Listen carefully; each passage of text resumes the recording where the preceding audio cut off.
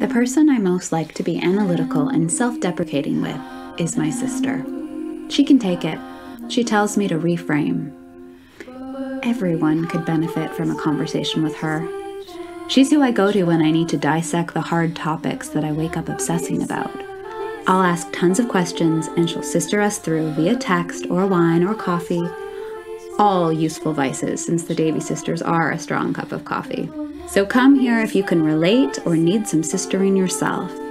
There'll be lots of laughter and a whole lot of reframing as we work our way through some of life's big and small stuff together. Welcome to our first episode of Sister On. Oh, I like how we said that together. I'm Rebecca. I'm Natalie. And we are sisters. We're going to be here weekly discussing all things sistering. Which does have many configurations, so we are actual sisters. But there might be a sister in your life. In some way, form, fashion. That you see as your biggest support. Mm-hmm. And that's what we're going to be talking about mostly, is ideas of support and unpacking and reframing, because that's what's central to our understanding of Sister On. Yeah, so here we go.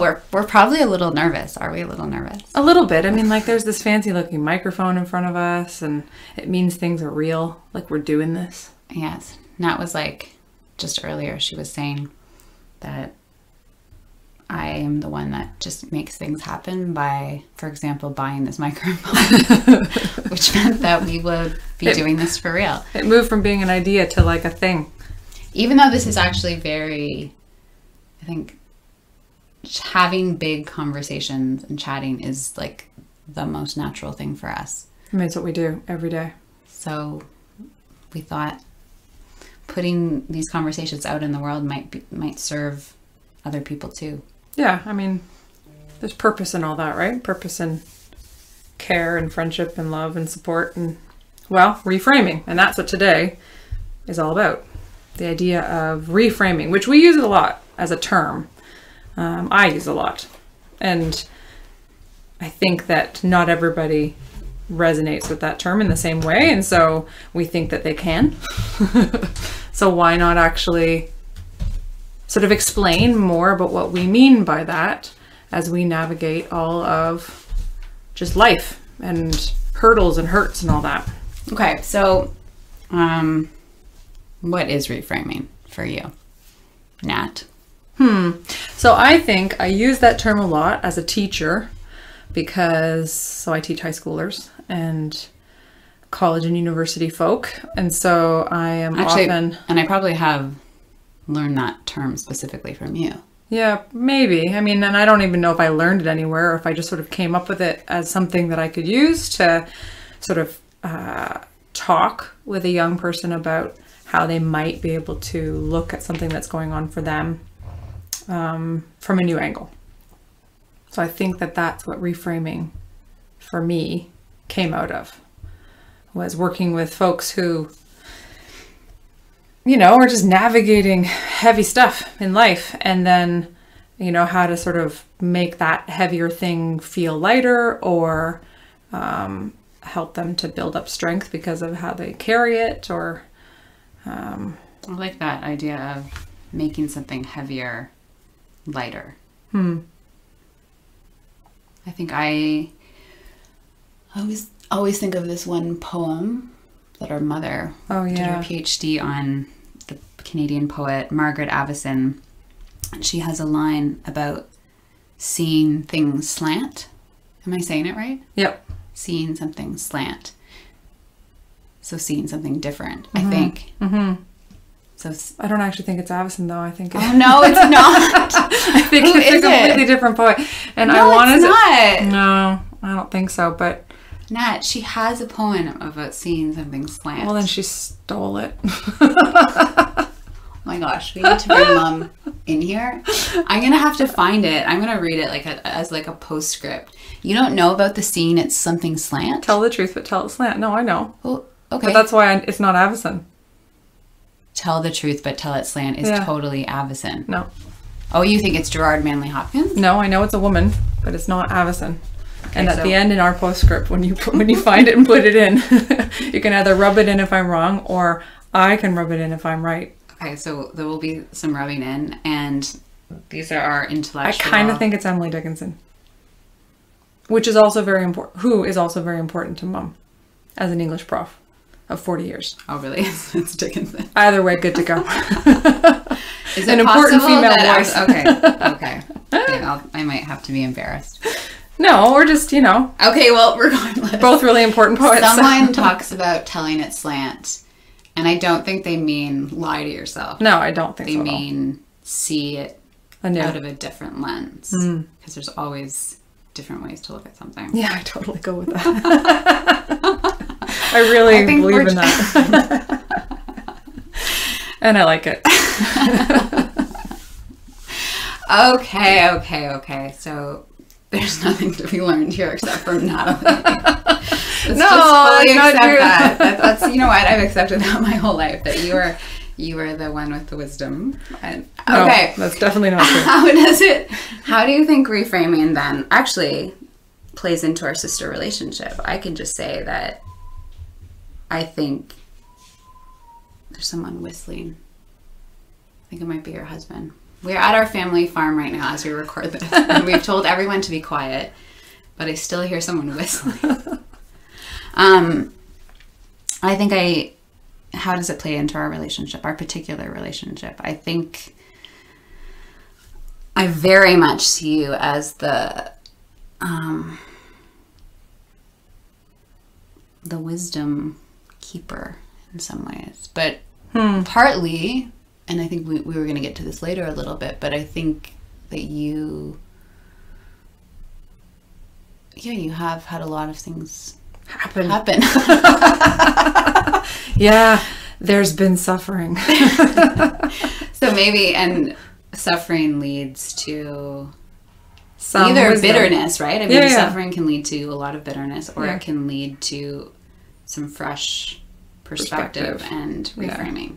So, okay, I mean, we could just get right into that, or how do you think it plays into our relationship? Does it just mean you're giving me a lot of reframing and counseling? Free counseling? No, I don't know. You know, it's funny in terms of like how it plays into our relationship. I definitely think that I've experienced you as a more extroverted processor, right? So you like will choose to talk things out and through to get yourself to the other side of whatever it is that you're navigating. I think that's how I've interpreted it. I think that I have had a proclivity to interiority, right? So I think I definitely have more of an inclination to sort of staying in my head and processing out loud in like my classrooms, because I'm talking to students. And I think teachers can go that road really without much thought of being like the person who tells knowledge and says stuff, but doesn't do a lot of, it's not a very vulnerable place to be, right? To just kind of like say a whole bunch of stuff. And so I think that probably my inclination to share and teach has been something that I've had to even reframe, because I've had to sort of like say to myself, okay, I don't always have the right thing to say or the wise thing to tell a student how to navigate their way through a hard thing in life. But people are looking to you for that. Yeah, and so, So you know what? I think I got better at actually having something to share when my life started being more painful. Like, isn't that crazy to sort of say that? But like, really honestly, I think that I've had more to give, truly, like to truly vulnerably give when things started hurting. Interesting. So you kind of like, in some ways you could be like, as a teacher, you were forced into this role, but sometimes you would feel like you're kind of just like pulling stuff out just to have something to say. But now, after having lived and had more true suffering, you have real things to say now. Yeah. Like you don't have to work so hard. Yeah. Which, I mean, I don't think I walk around going, oh, I'm so grateful for that pain. Yay for my divorce. You know what I mean? Like that was, really hard. Like, I mean, I'm the first person in our larger group of friends that we had when we were young growing up who ended up, you know, my marriage dissolved, and that was really, really painful. And I lost friends in the midst of that process and all of those hurts. But I can tell you that when I've navigated talking about relationships with my students and I've brought up the notion of divorce, I've had a lot of nodding heads. So that means a lot of my students have navigated that specific hurt in their lives as kids. And so now all of a sudden I had something to offer in terms of a vulnerable position of, well, here it is. And I've come out on the other side different. Which is interesting though, because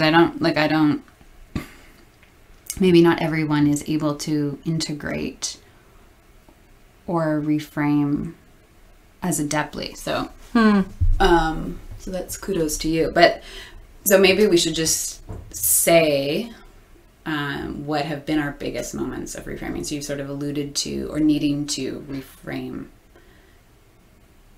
Yeah. So yours, you're saying, was really your divorce. That's been maybe the fundamental thing you have needed to reframe. You know, no, I wouldn't say that. I think I had written down for myself when I was sort of contemplating thoughts for this conversation. I was thinking, okay, so the divorce was a big one. But I would actually say that getting sick was the thing, was the ultimate experience of life change. So, I mean, that was 9 years ago, right? 10 years ago, when all of a sudden I had a really, really bad fever, and we had no idea where this fever had come from. And I was in a new relationship, and, you know, my now husband, but at the time, my partner was just kind of okay, well, you don't feel good. Maybe I'll change the sheets so that you don't feel so sweaty in bed. And then as he started to change the sheets, I couldn't stand up. And we looked down at my leg, and my leg was double the size of what a leg should be. And we went straight to the doctor, who sent us straight to the Emerge, everything just kind of went crazy. I remember the Emerge doctor sort of talking to himself, but saying out loud, well, we might have to cut it off. And the it was my leg. And I'm talking the fever rash thing had gone up into my hip. So I'm going, where would you even cut it off from? It was you can't literally cut off half my body. So, it was so crazy, and they could not figure it out.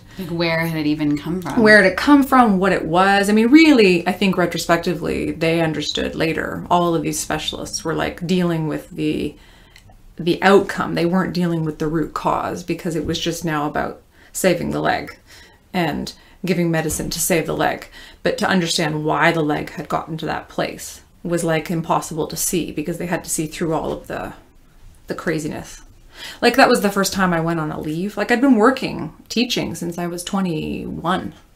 So now I'd never had time off. And all of a sudden I couldn't go back to work. The doctor said, when I asked him, can I go back? When can I go back? He said, you have no idea. You're not understanding how serious this is.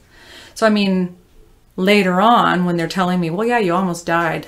It had gone septic. I had to have a PICC line direct to my heart. It was a whole bunch of stuff. So many things happening at once. I'm in a new relationship. It was an amazing thing to observe how this human who had not signed up for this, no one does, could take such deep care of me in the midst of that. So that was definitely part of, I think, my reframing of what relationships meant. And that was amazing. But it didn't make everything good, right? This was now still me having to deal with why, this mystery of what was going on with my body. My body didn't feel like mine. I was used to being able to go to the gym all the time and do all these things, and now I couldn't. And so anyways, it was just, it's 8 years later, and it took 3 years before they could even really figure out that it had been a blood clot. So there had been some sort of a blood clot that had been an issue, and that blood clot had gotten infected, that they think. So it's not even a real, even a decade later, it's not truly been determined to be that as a truth. It's just a guess. It's a solid, educated medical guess. And so I think that for me, reframing came from me saying, I have to be okay with not knowing things. like the mystery of this whole experience is that I can still walk, I can still exercise, I can still do all sorts of things, but it's always going to look different. My foot is always going to be swollen. I'm always going to have to wear these crazy compression socks. My son, who's 7, only knows me as ever wearing 2 totally separate socks. So I think that's kind of hilarious. Like when he puts on his socks in the morning, he always wears 2 separate socks because that's like how he sees mommy always wearing 2 separate socks. Because I have this one compression sock and this one, like whatever other sock I'm going to wear, right? Which is just kind of funny. But I mean, all these things have worked together for some good, and that can sound so cheesy, but it isn't. I mean, it really truly has been a way to reframe life's ongoingness. This doesn't go away, but I'm still a teacher, and I'm a better teacher. I'm still a mother, and I'm a good mom. I'm definitely a better wife. I'm hopefully a better sister for having hurt.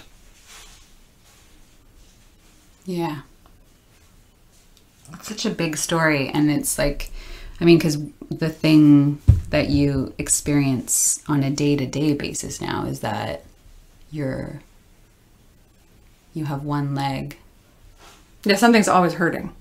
Yeah. It's never not on my mind. That's true. And that it's like slightly swollen often. Yeah. So I wear clothes differently, right? Like I used to be like the queen of heels. I had amazing shoes, and now I've like whittled it down to like 4 pairs because that's all I can handle. I always remember that you loved to wear shorts. I did. I used to love wearing shorts, you know, and short pencil skirts. Yeah. Or are they mid-length pencil skirts? They were mid-length pencil skirts, but they were really good. Like, and that's awesome. Been like I always feel that for you, like it changed your wardrobe. Yeah, it changed your, like in some ways, your daily life out in the world. You can't just like throw on sandals. Now, luckily I'm tall, so I feel really good in pants. Like I can do sort of like, I can really... You can do a long flowy pant. I can do a long flowy pant with like or no in problem your long dresses. Like, yeah. But it's been it is. Thank you for acknowledging that, Rebecca. It's been a shift. I mean, like, talk about problems. Which you don't complain about at all, which I find astonishing. I feel like you're particular. I mean, I think you're describing this big, you're describing it all, but the day-to-day of something is entirely different. Like the big experience, the big story, because I have my own big story, but but the day-to-day result, or you know what I mean? Mm-hmm. That's what you have to live every day. So the fact that, you know, you can go, I mean, you could get victim-y about it pretty fast if you wanted to. And I think that has been, for me, the fact that you don't is where I see this like true wisdom or something really deep there that you really have managed to not go there in your head. So when you look in your closet, I mean, do you just go, nope, I'm not gonna go to those thoughts of pity, self-pity? Or do you just like, have you actually trained yourself to? You know, that's funny that you say that. I think the closet, that's very interesting, has been a part of my process of reframing, because there are a number of dresses, for example, that I still have in my closet that I can't wear the same way. But once I discovered that you could get not just compression socks, but compression tights. And that's why the winter is like my favorite time, because then I can wear these really hot, itchy tights with less itch because the cold helps them to be better. And then I can wear like some of my awesome dresses. And I'll be like, this is my season. Like, this is my season. Someone take a picture of me because I look really good right now as I step in that building, but somehow have to crunch through the snow to get there. But anyways, yeah, like I think that that's been a part of it. I have found a way to reframe my wardrobe to somehow still, what's the word? It's not even maintain it. I've made it anew. Right? Yeah. I mean, like when you talked about telling it slant, Dickinson, Avison, whoever we were deciding that is going to be. Me? It might have been me. I could have written that. But which actually is brilliant. So if it was you, I'm going to quote you somewhere. But I think that's been one of the ways I've navigated my closet, has been me finding a way to make it mine again. with these crazy tights. And it's obviously, it's like just years, like when you separate from, like, you're more used to it, I guess. I'm thinking about that too, because remember that first, like, I feel like it was quite far into your illness, but we went to Mexico. Oh yeah, it was like the first hot holiday. Yeah, so how many years would that have been ago? Like, were you still getting Frankie used to it? 4, so that would have been like 3-4 years ago. Yeah. But wasn't it like, because how old was Frankie when? No, he wasn't. He wasn't born. He wasn't born. So that was like 4 years into it, and you were still trying to navigate how to figure out, could you do a hot holiday? Because I remember I'd be like wanting to lie down and just lay out in the Mexico side, and you would be like, I gotta move. I can't stay here. I'm too hot. My leg is swelling up. I don't know what's happening. And in fact, I think now, I think I'd be a different person on a hot holiday, because I now just know what's coming. So we could try it again. Yeah, we could do it again. We could totally do it again. Post-pandemic, we could try a hot holiday, and I would just accept that if I can keep my leg up and high, and if I can take lots of walks, that we can be there. Yeah. Bec, I'll meet you on the other side of the resort when I've done 3 laps. Yeah. You can lay out, I'll do laps. You need a lot of movement, right, Yeah. to keep the blood flowing. Yeah. Sometimes I think about, so I think while you were having that big moment in your life, I was having a big moment, because I think Violet, so my youngest daughter, so we found out at like the first ultrasound that she had a serious heart defect. So she was going to need open heart surgery at 6 months. So I feel like I was I basically navigated that. I feel like I went into kind of a daze and super self-absorbed and inward, just trying to cope with that. And I think it was, when was it in relation to your illness? It was kind of around the same time, because Violet is now 8. So in around your recovery, right? Was when I was also navigating that. Yep. And that's an interesting one for me, because I don't know how successfully I have reframed that. That's still one I did some therapy to talk about it. And then recently with a new therapist, it came up again, and I was realizing that I still have a lot of grief over it, or like it brings up a lot of, like, if she has a rash, for example, it must be a confluence of like your story plus my story that they get. I just like, I'll get up in the middle of the night and like take a flashlight and like and examine the rash and see if it's spread on her. So I think I'm a little, there's just still a lot of emotion for me there. But then I was like, does that mean I haven't reframed? Or does that mean I haven't, or is the reframing just daily? Well, I mean, the word I was using for it was ongoingness, right? So I think that there is something that is like a daily practice for sure. But don't you think it also means that that's both of these types of massive life traumas or hurdles have made us need each other more?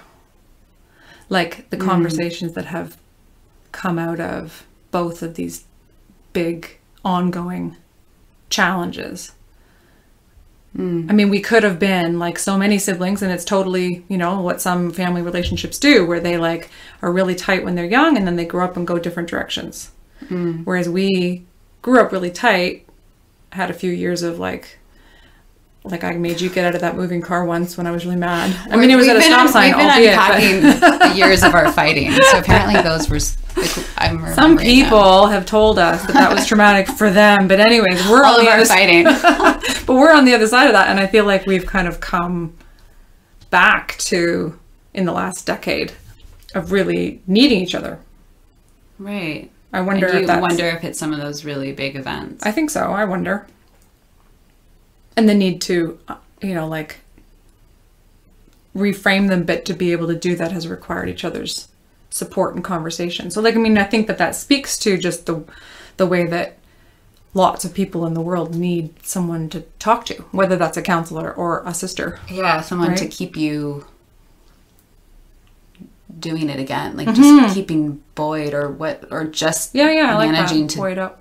Do another day. Oh. Yeah. Yeah. It's wild, actually, when you really think about that.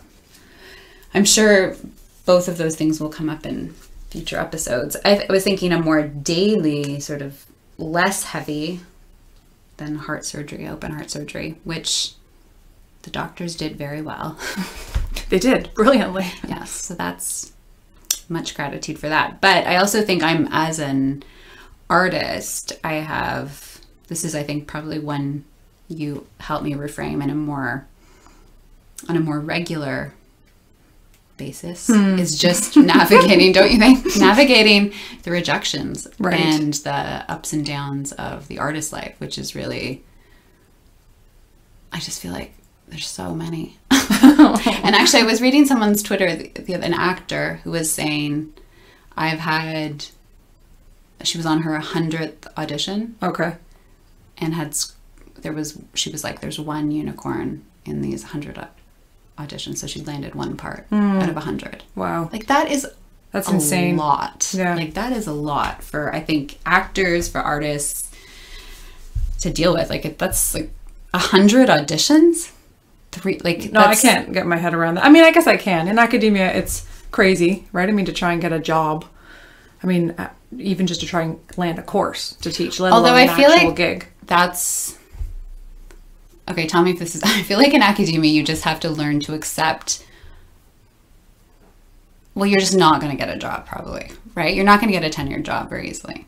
Yeah, okay, that's probably so it true. Seems like it's just a no. Whereas I feel like, so just to get used to that no, because it's just a big no. Like, just, there's no yes, it's a no. That's how I view it, except for the odd one who's willing to move across whatever. The unicorn, so I'm really going with that. Okay.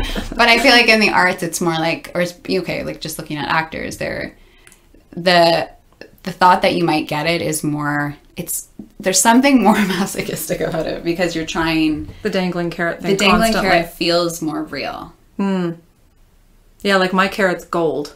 Yeah. So it's just not actually going to happen, whereas your carrot's orange. My carrot's just a carrot.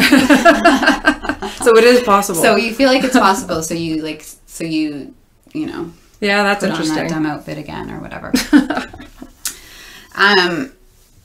What do you think is the difference between reframing and trying to fix something for the other person? Because I think for me, this is we've had some talks about this even, like, you don't fix it, you can't fix it. Mm-hmm. Like, it's delicate, right? Like, how do you see that? Like, just, because sometimes you can't fix things for the other. I think that's a hard thing for me with your leg, is that I can't fix that for you. Mm-hmm. And I don't know, how do you speak to that? I mean, you couldn't fix the heart thing. I had to just go through it. Yeah. Yeah, I mean, I think that for me, the process of reframing a really deep hurt, but even just sort of like a more regular, everyday no, right? Like a no that we get at some level. I think that the process of reframing opens up some space for hope, or like the potential for hope, as opposed to looking at it, whatever that no is, from the angle of just a completely closed door. So I mean, like, there's some of those cliches of like, when a door closes, a window opens, or whatever those might be. And even though that really, like, I find that type of cliche sort of affronting to my artistic sensibilities, but at the same time, I do believe that there is some value in finding a way towards the feeling of such words. So that's probably, oh great, that means my reframing is just a big load of cliche. But no, it's one like day away from one sign on your door that says. But that no, we don't even finish that. But yeah, I think that there is some like potential hope that I am always striving towards. Okay, so say that again. You're saying that it's not how you balance, it's not fixing, it's just being there with someone and having maybe hope for them. Yeah, and maybe the eyes to see the potential hope with them and for them, as opposed to not seeing it at all. Okay, so then my thought is, do you think reframing has to have words? Like, do you have to be speaking? Oh. Or how do you feel about just intentions, Natalie? Oh gosh, I don't know. That's really interesting. I do think that words are pretty important to me. I mean, as an English teacher, I definitely find lots of power in words. But at the risk of, not of being with someone and not wanting to be rushing to fixing something, right, is sometimes silence and just sitting in hope or sitting someone or for anticipation. I don't know. No, that's beautiful. And you know what? It's funny. I mean, like, my husband's definitely said that to me at different points when he's not a big sharer. And so when all of a sudden he shares and I just listen, he's actually commented after the fact, thanks for just listening. So perhaps I was reframing in that moment for him in a way that he could accept, as opposed to trying to say too many words, which is perhaps just me processing, but that's not useful to him in that space. So yeah, that's okay. There. I like that. In fact, that's good. Silence as a part of the reframing process. It's not as natural for me though. Yeah. I definitely recognize that. So that's something I have to then keep working on. Yeah. I've experienced that, like, my husband, Simon, we've had to talk about that because he definitely likes to jump to offering words. Like problem solving. And sometimes his words maybe I like your words more. So it's easier with you. But his intention for me and belief in me is all positive. All true. So it's not, so it should be. Yeah. But he's a scientist and I'm an English teacher, so there's going to be two different types of words coming out of our mouths. Yes, he's very pragmatic and scientific. Yeah, which doesn't always. So silence is better. just a silent hope for me is maybe what I need. What do you think? I mean, have we named this? But like our particular, I guess we sort of did touch on that. That's maybe what I appreciate about your specific brand of reframing. Because I was even thinking about how our dad's a minister. So he's good at reframing. Like that's just, yeah. Like I would say, obviously, but maybe that's not obvious at all. But he's very good at seeing the larger picture of something. So yeah, never dismissing the hurt. Yeah, he doesn't dismiss it, but he does. He's very much pointing us to look beyond or out or upward, or that there's more to life than whatever your small hurt is, which may not feel small in the moment. Yeah. So in certain moods, he's exactly who I want because it's. But sometimes I think he does. I think he can only handle the smallness so many times. Like if I need to say too many times, like, why did this happen to me? I think at about like the fourth or fifth time, he can't even. He might be done. Well, yeah. Like I think he can't even. That's not even a question he asks. Right. So he really tries to meet you a couple times. Do you think that's true? Or I don't know. I don't think that's not been my way necessarily. No, but I would say he's totally patient. But it's just hard for he's just approaching it. Well, okay. So my point here is that I feel like you will meet me all the times I need to. Right. To look at something very specifically, to analyze empathetically. So is that what you've got, like an enduring patience then? So that's a particular brand of your reframing, and maybe it's just for me, but I feel like you would do that with all your friends. You would sit and you would meet them again and again. So what is that? That's a really nice thing to say, but you know what? I hope so. I do think that I really do believe that being a teacher because likes her students, and I have liked, like I've had really, I mean, I think every teacher hopes to like their students, right? But I've worked with 18-year-olds for so long, and I don't really think that a lot of their problems are, like, as much as everybody's an individual and they've got their own very specific stories and hurts, there's like a, there's like a theme that runs through a lot of hurts that I think are attached to very specific age groups, I think.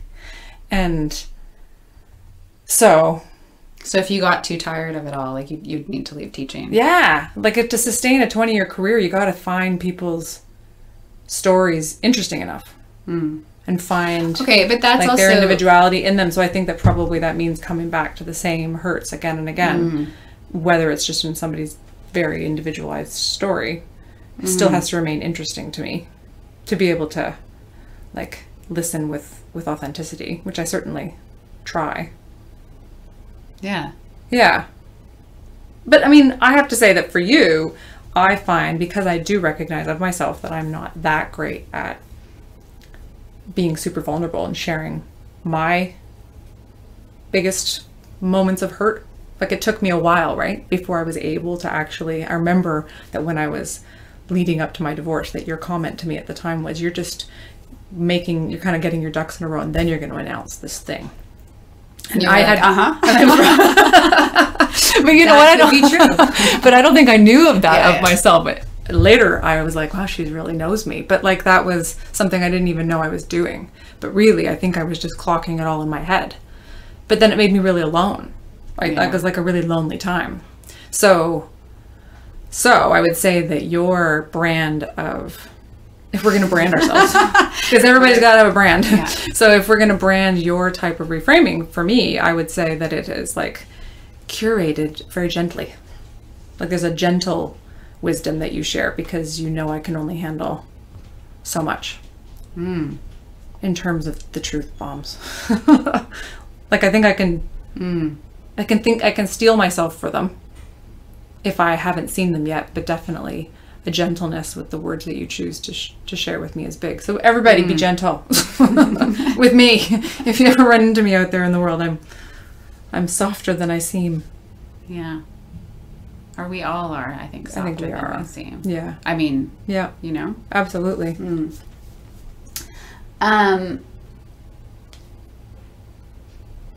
We did touch on this, but I would say it's interesting because I do think that I'm thinking about where we learn to reframe. So I was thinking about Dad for sure for me, that I think his seeing the bigger picture, for him, seeing God, of course, as the real reason for living. But also there's people who learn about reframing from therapists, right? Obviously. I've been listening to Brene Brown's, she's that sociologist who talks about vulnerability and the importance of it. And she's been doing this podcast series with her sisters, interestingly. Right. And she,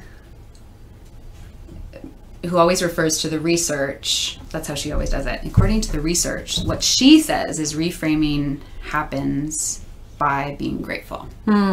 So the happiest people, because I would say that obviously we're reframing to be more joyful, right? Wouldn't we? Yeah. Is that fundamentally? Yeah, I said hope before, but yeah.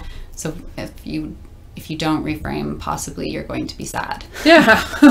So and that takes a lot of energy. Yes, you don't want to be sad continually. But so she's saying that is where reframing happens, is by focusing on gratitude. So that's another place to learn about reframing is from therapists. Right. So, but I was also thinking about you, that number one, you don't listen to Brene Brown. I know that for a fact. Or I've read like a paragraph or two. I posted about on my in my newsletter that I was watching In Treatment. Oh yeah. Which is about therapists talking to clients. Yeah. And I was thinking, you know who will not watch this? Is Natalie. She will skim right over that part of my newsletter because like, just frankly, I've been to therapists don't excite you. So how the heck have you learned to reframe so good when you don't look to therapists? And yeah, I mean, I did, because I don't think you feel like better than a therapist. I think you just don't, like, it's not like, why, like, it's like what for you is happening there, not like really open up that brain of yours for me. I find it really interesting. So I do remember that, I've done work with 3, maybe 4 therapists, seriously, right? So there was one that was like a complete write-off, because the first thing out of this guy's mouth was, trying to blame my parents for everything. And at 20, I wasn't ready to blame my parents for everything. I don't think, maybe now I could give a little more credence to that, because every kid should be able to have that freedom. But at the same time, as we see that our children are going to do it to us. They're going to do it to us. So, I mean, like, everybody has earned that spot, I think, at a certain point. But the other three, so this is going to sound like I'm anti-therapy. I'm not. I think that there are lots of wonderful, wonderful experiences that lots of people have had with their therapist. But when you've been burned by one of your therapists, and when, like, and as in, like, you thought that, the relationship was one thing and it was like really close, and then all of a sudden they went kind of weird, and now you're seeing their humanity. And that's like cool to be human, but I don't want my therapist to be human. I want my therapist to be my therapist. And so having to kind of navigate and negotiate some of those truths for myself just made me, over time, recognize that some people are going to get a lot out of that. And I just, maybe at some point again, I'll have to return, right? I mean, like, and that's okay. If that's where my head goes and that's what I need, then I will totally be open to that. But in the last decade, I would say that my therapy has emerged from a lot of reading, and specifically philosophy. Like, I really think that, like, my PhD's in education, but it was like educational philosophy that was really driving what I was learning. And big thinkers who've done a lot of the work for me, I've been able to glean from them, like, nuggets of wisdom that I've been able to apply to myself. And I have had the odd student say to me over time, Ms. Davy, how do you make that link? Like, how did you jump from that to that? And whether it's a blessing or a curse, because some people don't jump with me, but I can see things, and sometimes as connected, that, well, it will help me. So I think making links between philosophical thoughts and healing your soul and healing my leg and my soul have perhaps been very useful parts of my reframing process. So yeah, not an anti therapist rant at all, but definitely there are lots of ways. One guy with the K name. Oh yeah, he was good. So, like, but then he did his job, and then I was like, okay, that's useful. Thank you. Here's your $110, which was a lot at the time. But okay, which is cheap now, right? Yeah, but at the time, that was like top end. So we were like, I can't. That was a lot. I'm not going to spend this money anymore. Yeah. Yeah, fair. I was thinking how, and maybe we could end with this unless you have a big thought afterwards, Nat. But that for me, so I was saying how I do like to listen to therapists a lot, like that Esther Perel woman. I really like her. She does. See, I have heard of all these people, right? So that's something. You've heard of them. Like, they're not on my radar. Which is really funny, because you know what? Because in some ways you don't partake of culture now. but then you do through your students. So you know things, a lot of the things I don't know, for the younger things that I should know to keep me hip, that Elsie knows, you know. So my oldest daughter, now that you seem to know everything she knows. But then you seem to have this gap, right, around the things that everyone our age is listening to, which I actually think is really cool now, but you don't know these things. So, yeah, so I do listen to therapists, and I do enjoy all of that stuff a lot. I really love to analyze, probably too much.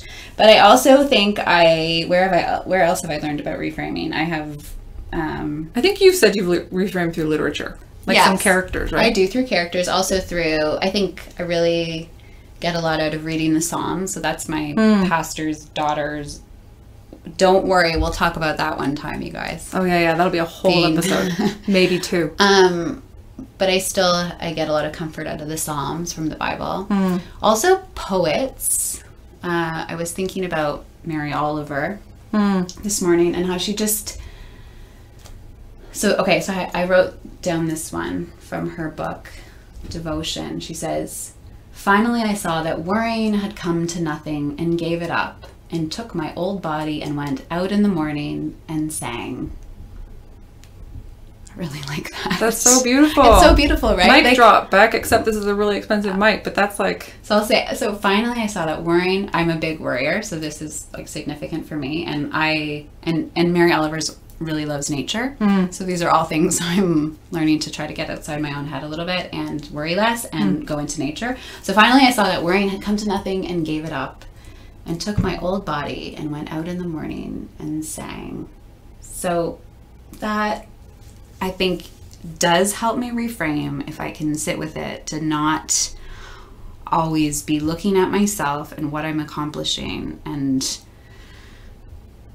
which leads to worrying, leads to this kind of frantic living. If I can sit with these things, so fundamentally reframe my thinking and look outside myself. And be totally like a receiver of support, like a willing receiver of support, which is something that took me a long time to do.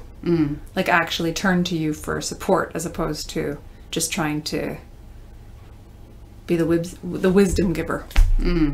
That probably has factored into this really amazing circle of care we've got going on here. Yeah, it's just like a 360. Keep calm and sister on, Bec. Keep calm and sister on. Well, to be continued. I love you. I love you.